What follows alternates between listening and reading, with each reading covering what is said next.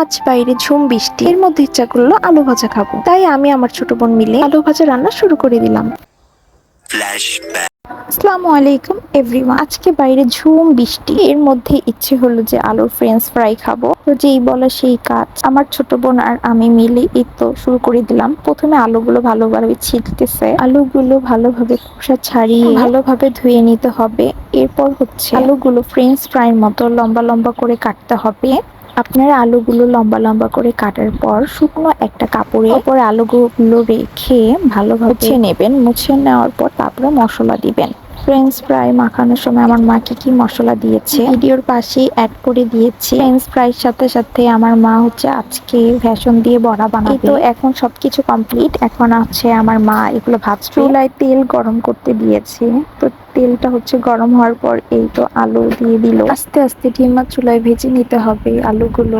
আমার মা এই আলুটার সাথে বেসন মিক্স করেছিল, বেসন মিক্স করে আবার আলুটাকে ভাজা শুরু করেছে। আস্তে আস্তে করে কিছুক্ষণ ভাজার পরে তো কমপ্লিট হয়ে গেছে এটা ভাজা। আপনারা দেখি বলুন তো কেমন হয়েছে। আমার তো ভয়েসতে গিয়ে জিভে জল এসে পড়েছে। লম্বা লম্বা করে কাটা আলুগুলো তেলের মধ্যে দিয়ে দিল। এখন এটাকে আস্তে আস্তে করে ভেজে নিতে হবে।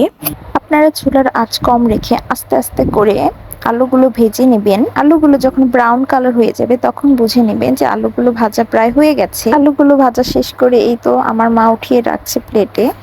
বেসন দিয়ে এই যে বড়াগুলো এখন ভাজতেছে, আস্তে আস্তে করে ভেজে নেবে বড়াগুলো। বড়াগুলো আস্তে আস্তে ভাজার পর এই তো বড়াগুলো হচ্ছে রাখলো। বেসনের বড়াটা যে কি মজা হয়েছে, আপনারা না খেলে বিশ্বাসই করবেন না যে কি পরিমাণ মজা হয়েছে। ভাজা পোড়া কমপ্লিট, এই তো আমি ডেকোরেশন করে নিয়ে আসলাম পুরো দেখানোর জন্য ফাইনাল লুক।